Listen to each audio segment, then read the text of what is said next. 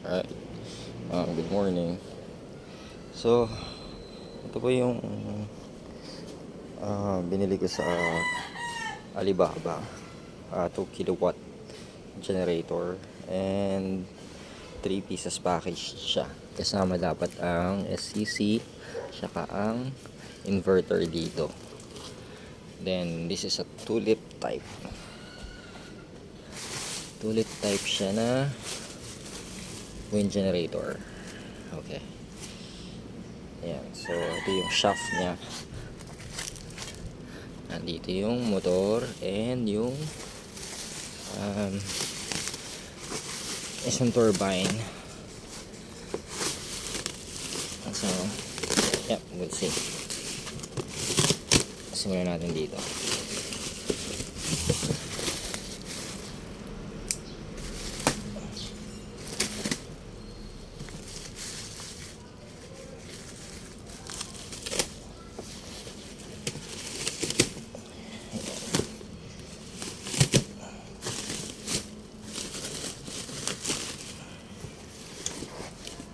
Yung so, ito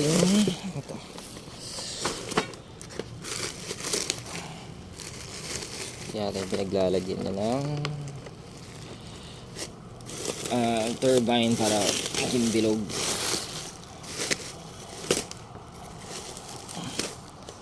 So,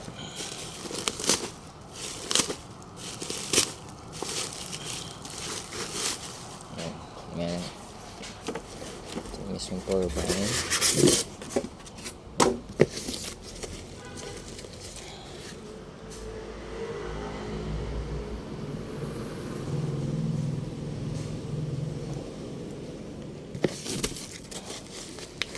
Rotor niya bigat.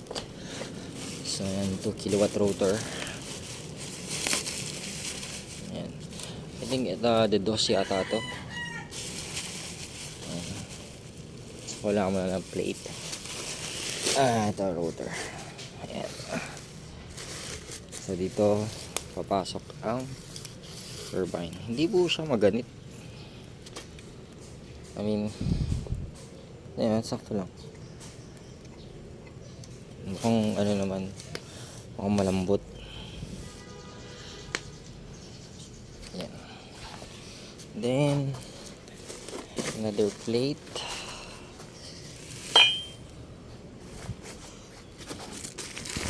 Tapos think screws na po ito.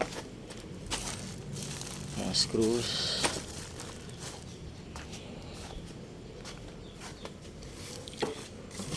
Let's see.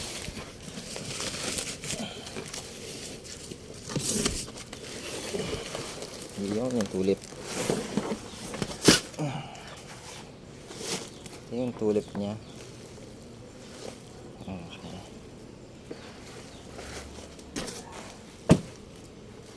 Then ito yung magpapabukas sa tulip.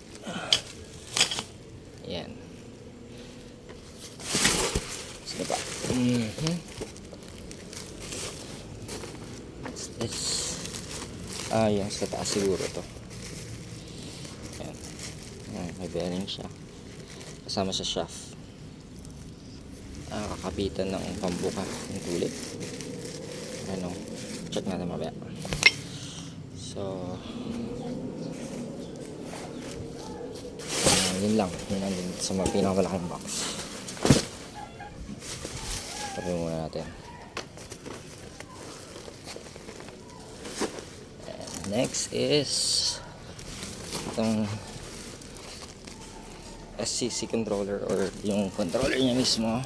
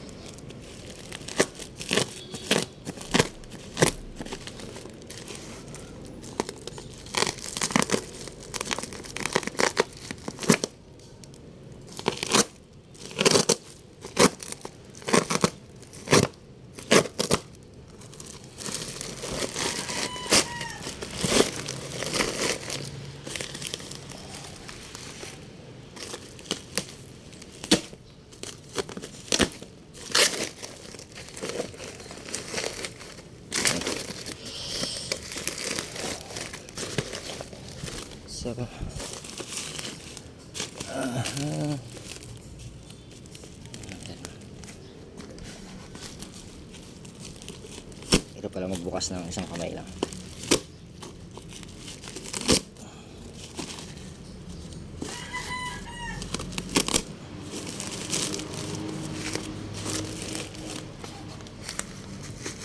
Yan.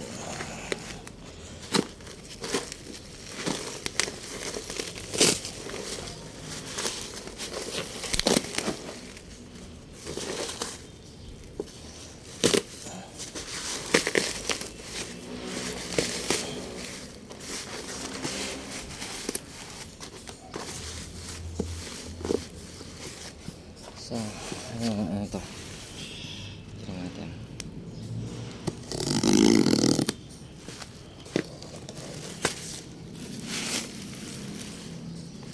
So, ang bukasan. Pasabla.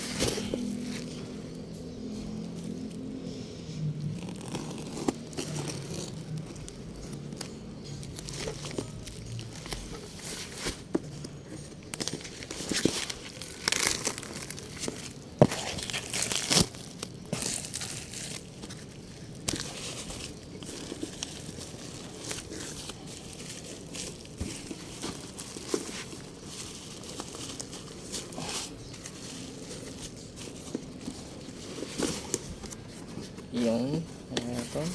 Yun, no? Charge controller niya. So, MPPT Wind Solar Hybrid System Controller. So, ito ay yung D plus and D negative. Ito yung dump ng load. Para dito yan. So, load damper to. So, kung kahit maandar siya tapos nag-dump, umiinit kasi to eh. Okay. Okay, so battery plus solar, ito yung wind mo. So, 3-phase siya. 3-phase. Then load negative and positive. So, dump.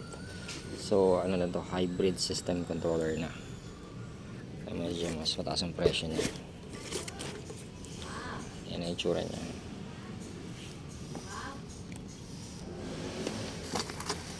Okay. So, ito naman ang pure sine wave inverter.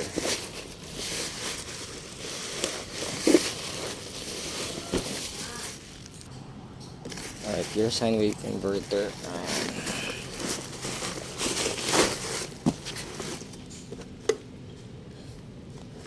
Check natin, open natin. Ayan, ay sheesh, tinama ko yata. Ayan.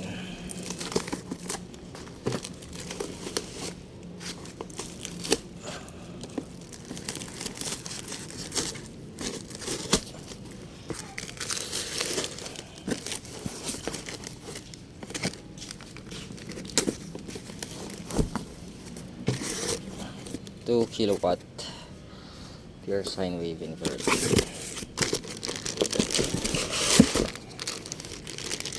So, kasama siya sa package na binili.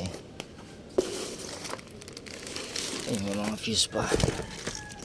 Fuse sila nam's 15 amperes fuse. Tapos connector wire.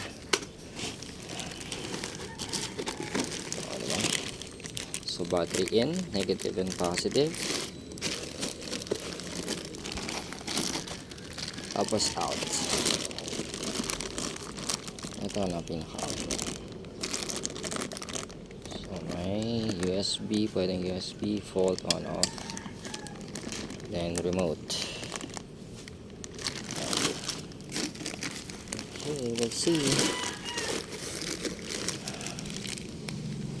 Okay to. Okay naman to.